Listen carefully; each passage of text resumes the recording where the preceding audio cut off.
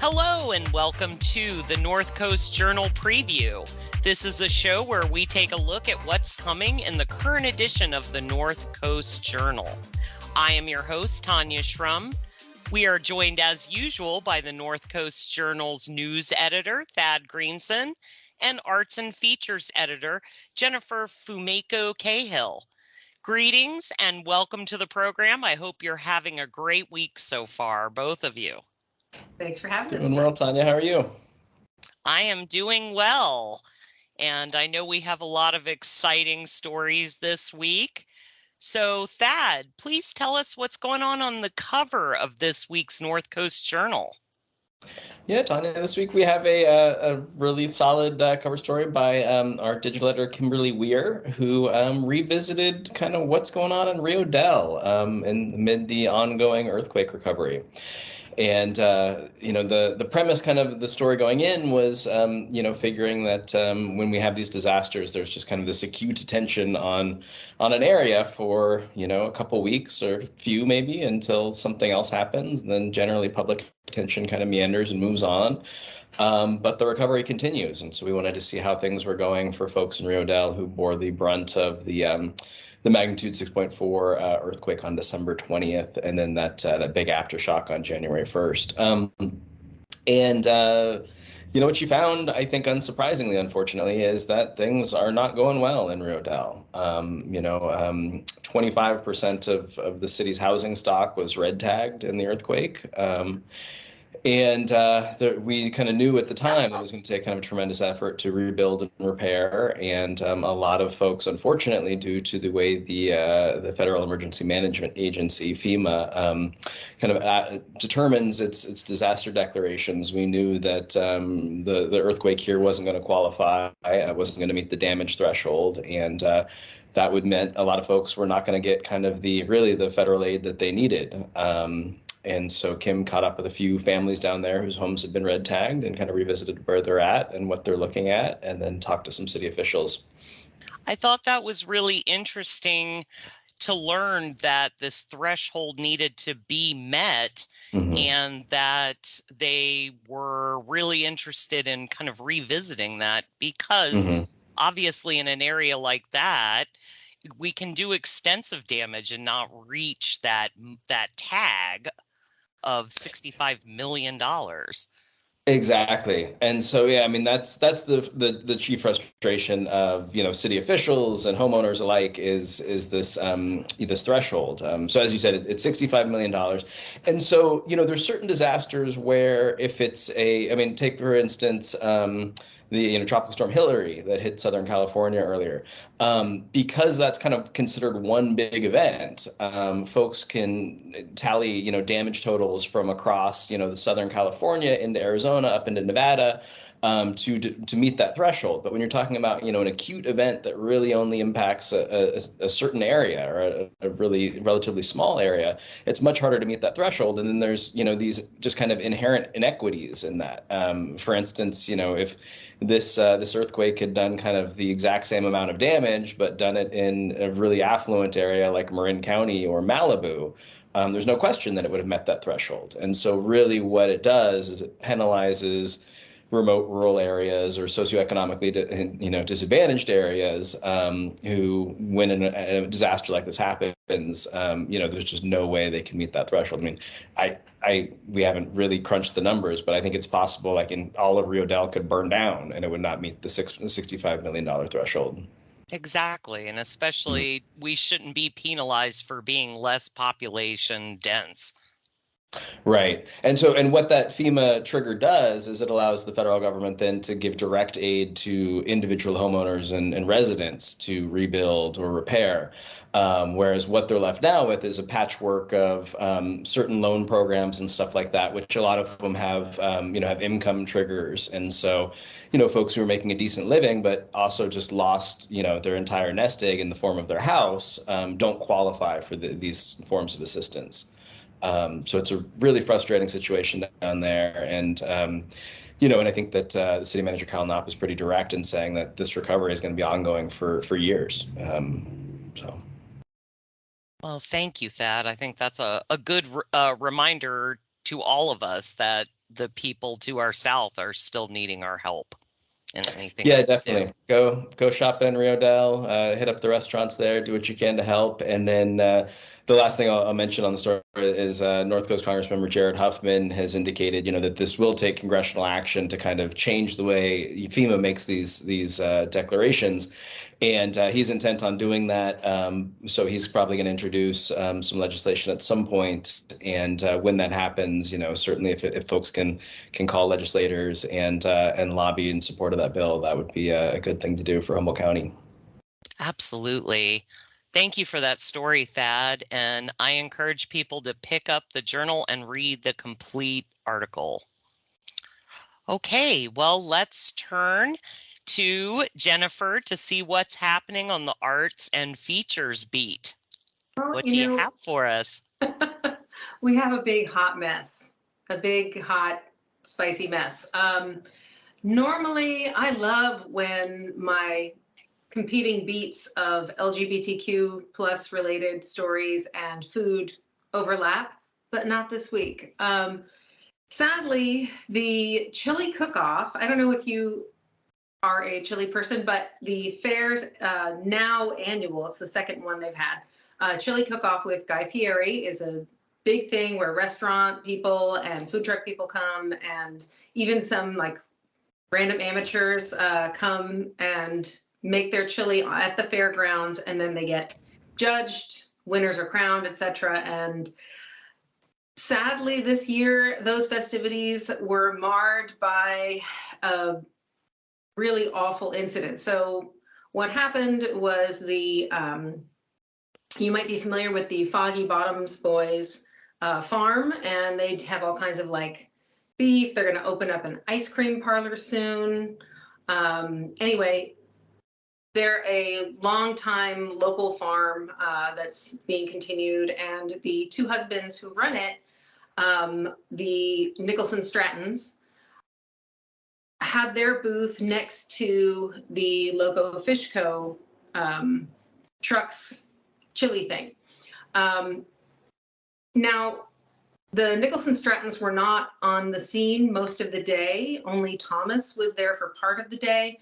But throughout the day, the owner, Jamie Knight of the Loco Fish Co., had been making kind of, awful homophobic remarks. And while he himself stresses that they were not directed at anyone, meaning he was not calling someone a name or whatever, he does not deny making them. And that led to some real uncomfortable moments, and eventually he seemingly inebriated, according to witnesses, tried to back up his truck so that he could load it, but that's what he says, and we'll see as investigation continues. But he ran over some of the ingredients and equipment owned by the Foggy Bottoms Boys. So it ended in his arrest for suspected drunk driving and a very big, very public backlash. So over the weekend, the Foggy Bottoms Boys posted on their Instagram saying that there had been an incident, and they didn't name who it was, but of course things come out. It was a public event. Lots of people saw what was going on, and the backlash has been wild. And it's a really sad moment, at what should have been a happy event.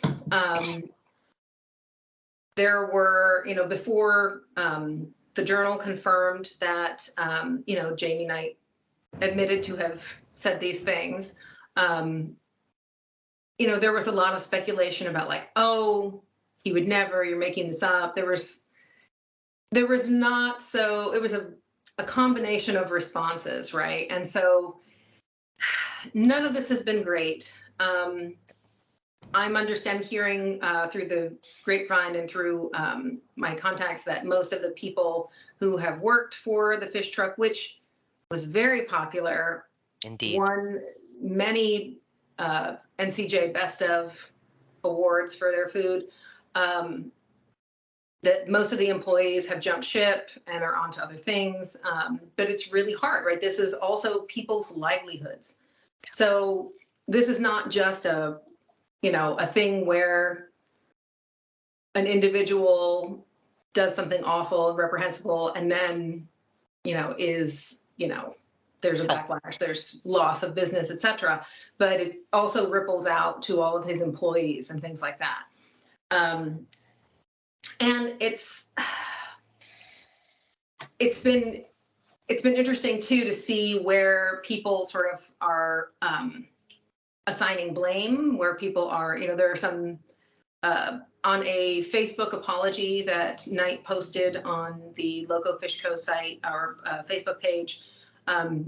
He talks about like, kind of drinking too much made me do this. And there are a lot of people responding that this is not the way you do an apology. We'll see how things play out, but it's very hard for a business to come back after even, I've seen coffee shops fold because road construction kept foot traffic off for a month. Mm-hmm. If he's able to come back from this, I will be really surprised. And the Foggy Bottoms boys, this is not their first time to have, slurs or have, discrimination, have homophobia lobbed at them or lobbed near them or about them. So this is not shocking for them. But, when I talked to Thomas, he was saying that, they wanted to let people know this stuff really happens. Yeah. That they have a policy of non-engagement, but this kind of thing does happen. And it's true, like when you have an incident, any kind of bigotry, there's always that moment where even for yourself, you're like, wait, did I really hear what I heard? Did that person say the thing to me? Like what? And, other people will question, well, they must have meant it another way. There's a tendency for people to say, well, that didn't really happen. That couldn't really happen. And this was one of those times where that question is, the mental gymnastics you'd have to do to get around this is crazy. So, but it is interesting to me to see, the people from the fair, Jill Duffy, who's the general manager, and also Melissa Sanderson, who's our publisher, was running the chili cook-off. And both of them said they did not know that this stuff was going on until it got to the point of police involvement. But in future, it looks like the fair is going to, has plans to have a kind of like a contract writer explaining what kind of behavior is and is not acceptable at a family-friendly event. And this is the kind of thing you would have gotten caught for. And Jill Duffy said that this is the kind of thing that absolutely would not be allowed. Mm-hmm. So that's heartening. I do want to say, though, like personally, as I look at this, I am happy to see the support for the Foggy Bottoms boys. I would like to see that same energy for other people who are victims of or are subject to bigotry, who are not maybe a picture perfect couple with a beautiful family and a farm. The Nicholson Strattons are longtime residents. They are from Humboldt. Or at least one of them is from Humboldt, and it's a family farm. It's a legacy farm. They're handsome white dudes with an adorable child, and I just want to see that same energy for people who are maybe not so picture perfect. Maybe people who are being accused or having accusations and homophobic comments lobbed at them, who are maybe not as palatable to straight people. And anyway, it's just something I've been thinking about, and I hope this means that we're having a turn in the tide of what's been a rise in anti-LGBTQ plus behavior and sentiment. I definitely don't think this was the spice you were looking for when originally looking at the chili cook-off. But I do think that just as far as the outpouring of support and the declarations I've seen from folks, I'm really glad that it seems like the support fell on the right side of the fence this time. Yeah. And I hear you, and I hope that is something that continues to wave out through the community. If I could just add in one thing here. I mean, the thing that I keep thinking about as Jen's been reporting on the story is, this really sounds from what, we've heard from folks who were there, secondhand from folks who were there, is that this was really a situation that it wasn't an isolated incident where there was a moment when he said a couple of things that crossed bounds. I mean, sounds like an escalation kind of throughout the day and repeated instances of throughout the day. And, I obviously wasn't there. I don't know what the setup is, but it's kind of hard for me to imagine that somebody who wasn't affiliated with either the Loco Fish Co. Chili tent or the Foggy Bottom Boys chili tent, didn't hear these things. And so I just wonder, obviously the Foggy Bottom Boys, their company has a non-engagement policy, which I absolutely understand, not responding to these types of things. And the Loco Fish Co. employees, some of whom we've heard secondhand, were trying to get their boss to stop this behavior. But they're in a precarious position, obviously, as he's their employer. But I wonder if somebody else had heard this and intervened, either directly with Jamie or by going to the Fair Association personnel to report this behavior, if maybe this would have had a much different outcome. And so I would just really urge folks out there that, if you hear something and don't say anything and don't intervene, you are in fact part of the issue. And so I just wonder if there were avenues to kind of cut this off at the pass before it continued escalating that were missed. Well, should we have a quick palate cleanser on the other wonderful story of this week? Yes, I have limited time. I know we want to talk about this all day because it's definitely been a ripple through the community. I have a different kind of saltiness for you. Excellent. So there's a lot of saltiness actually. Simona Carini. Simona, girl, what's up? She is back this week with a story about koji and miso, which are fermented items. And you have to ask yourself, if you are not fermenting your homemade koji for years, not just weeks or months, are you even fermenting, bro? So she talked to a fella that you can actually run into, Richard Wagner, who has a stall for the Palmer Creek Farm at Arcata farmers markets, and he makes koji and miso, and she goes into the whole, as she put it, tale and journey of fermentation. And she did some experiments on her own of using the miso and the koji, not making it herself, because listen, we don't have years to make these articles. But she came up with some really cool things. And I'm Japanese American. I cook a lot of miso related things. My family does. And she's got some cool ideas for miso and koji that I would not have come up with. And so it's definitely worth checking out. And if you are one of the people who has caught fermentation fever, I see you, Holly from production. You definitely need to check this out. And she's got a whole list of resources so that you can start,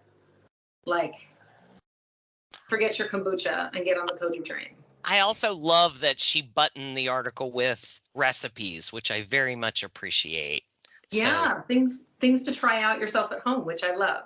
And they're kind of not as intense a recipe with a million steps. It's here's some stuff you can mix it with. Grab an immersion blender and you're done. They're really great. Well, thanks for that, Jennifer.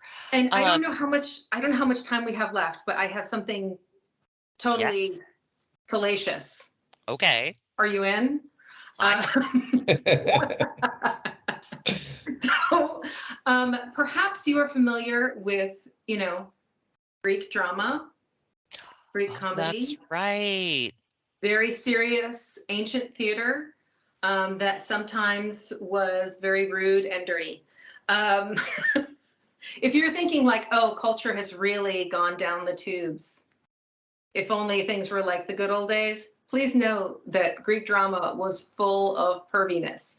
Um, Lysistrata, is it Lysistrata or Lysistrata? I think it's Lysistrata? Linus.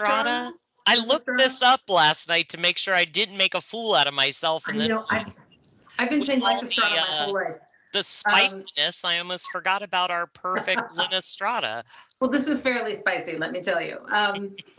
So this week, Tigger Bouncer Custodio reviews the play Lysistrata at North Coast Repertory Theater, and it is about, since it's strike season, it is about the Athenian Wars and women who decide enough with this million-year-long war. We are not putting out until we have peace. Like literally make love, not war. And it is a very funny comedy, and it's been staged a million times, a million different ways. And at NCRT, the fun is really coming out of this one. The costuming from Megan Hughes, Tigger tells us, is fantastic and fun. And the set design from Brian Butler includes some suggestive topiaries, among other things. And it is not for the faint of heart in terms of, be ready to blush. I don't know, depends on who you feel comfortable going with, but he does suggest going with a group because it is an evening out. He suggests seeing it, quote, in a gaggle. Indeed. Yeah, so a very fun one, and happy to have some good outings recommended for this one. That's what we needed here. And definitely check that out the next time you're ready for some theater. Well, thanks for that, Jennifer. I definitely like the balance that we struck there. If I could circle back to Thad, can we just briefly cover the other very important story in the journal this week?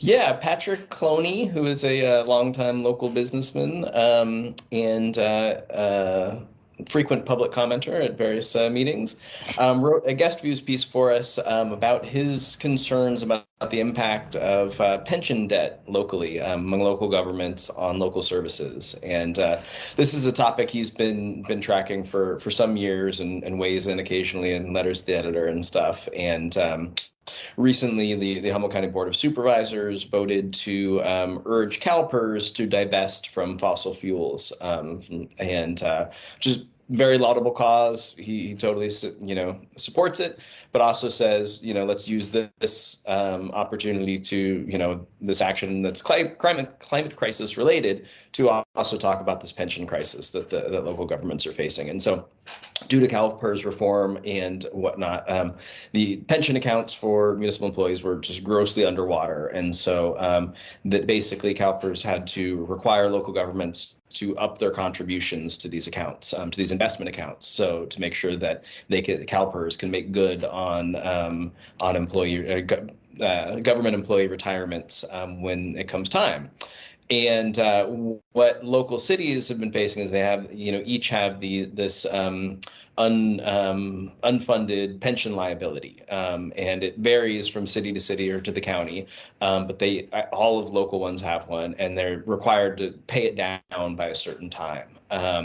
And so what Patrick did was just kind of dove into like what this costs in services, and that as we're seeing kind of these escalating needs in various areas, whether it's public safety or road maintenance. I mean, he notes that the county of Humboldt is hundreds of millions of dollars behind in regular road maintenance. we have these escalating pension payments. And so, for instance, the county of Humboldt, again, hundreds of millions of dollars behind the road payments, has these escalating pension payments of like $17 million a year for the next decade at least. The little city of Blue Lake, which has an annual budget of about $1 million, it paid almost $90,000 in pension debt this year. And all of these numbers are just going up. And so he's saying this isn't a local problem that we can fix locally, but it needs to be fixed by state legislators, and is basically urging everybody to urge the state to fix this mess before we are paying nothing but pension debt and have no services. Exactly. Well, thank you, Thad. That's definitely one of the articles that you need to pick up and read in its entirety this week. Well, that's all of our time that we have for this week. The current edition of the North Coast Journal is available on newsstands now. Pick up your copy today. You can also find it 24/7 at northcoastjournal.com. My name is Tanya Shrum. Thanks for watching, staying informed and supportive of our community, and y'all have a great week.